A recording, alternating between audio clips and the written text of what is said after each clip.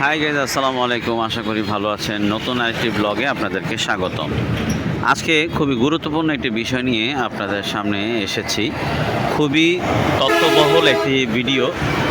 অনেকেই এরকম বিপদে পড়ে যান না জেনে, তাই আসলে সতর্কমূলকভাবে আজকের এই ভিডিওটি।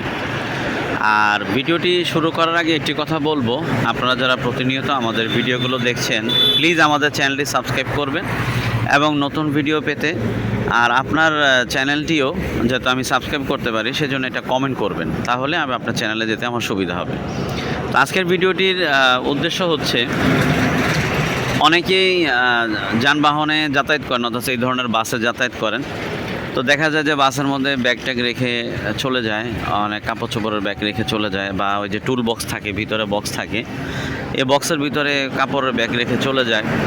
অথবা যেগুলো দূরপাল্লার বাস, যেরকম এই ধরনের যেগুলো ব্র্যান্ড, স্টার লাইন বা এই যে সেন্ট মার্টিন, এই সমস্ত বাসের যেগুলো ভালো বাস, ভালো মানের বাস, সেগুলোর ক্ষেত্রে কিন্তু আপনার টিকিট দিয়ে দেয়, অর্থাৎ আপনার যখন লাগেজ দিবেন লাগেজের টিকিট দিয়ে দেয়।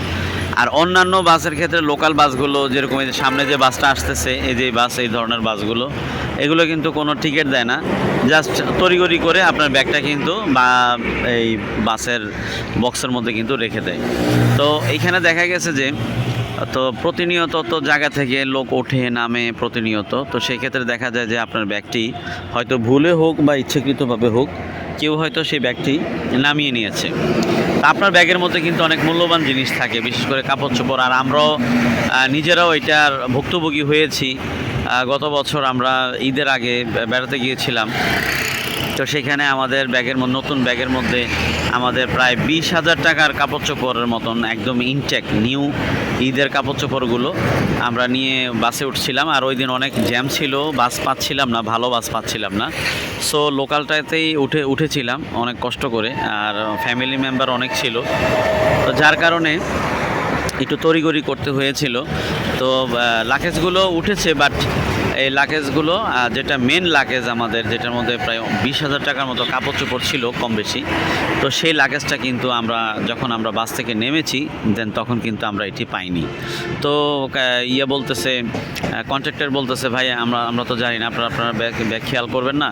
তো আমরা বললাম যে আপনারা তো প্রত্যেকটা স্টপেজে মানুষ নামিয়েছেন আবার উঠিয়েছেন, আমরা এত কীভাবে খেয়াল করব। তো ও বলতেছে, আমরাও কি খেয়াল করবো, এটা কি আমাদের দায়িত্ব, আর আপনারা এত লাগেজ কেন আনেন। অবশ্য আমাদের লাগেজের সংখ্যাও বেশি ছিল। তো এই ক্ষেত্রে আমি বলবো, আপনারা অবশ্যই সাবধানতা অবলম্বন করবেন। এই সমস্ত বাসে, লোকাল বাসে যেতে হলে দামি যে জিনিসগুলো থাকবে সেই লাগেজগুলো অবশ্যই হাতের কাছে রাখার চেষ্টা করবেন, কারণ এটা খুবই দুঃখজনক একটা ব্যাপার ছিল। ঈদের সবার নতুন কাপড়, ইভেন কি আমার নতুন একটা পাঞ্জাবি, অনেক দামি একটা পাঞ্জাবি ছিল, সেটা আমি একদিনও পরিনি, ঈদে পরবো বলে সেটা আমি বানিয়েছিলাম।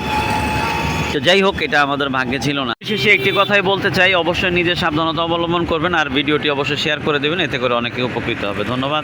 নেক্সট ভিডিওর জন্য সাথেই থাকুন।